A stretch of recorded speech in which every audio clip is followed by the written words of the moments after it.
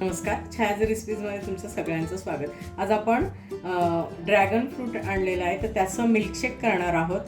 तर हे आता आधी धुवून क्लीन करून घेते, स्वच्छ करून घेते, त्याचं साल काढून घेऊया आपण. मधून कट करून घ्यायचं आणि मधला पांढरा गर आपण काढून घ्यायचा. हे गुलाबी पण असतं आणि पांढरं पण, दोन रंगामध्ये असतं. तर आपण हे आता गर काढून घेऊयात. आता हे असं सहज निघतं याचं साल, हे आपल्याला काढून घ्यायचं आहे.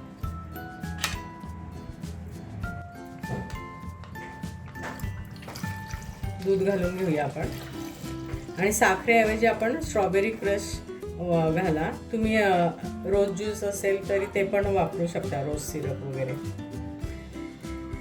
आणि ह्याला रंग नसतो ना अजिबात, आणि हे गोड असतं हे, त्यामुळे हे साखरेऐवजी हे घालायचं. आणि हे कट केलेले dragon fruit.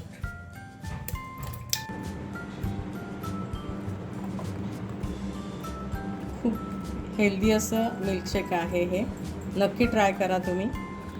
Dragon fruit milkshake.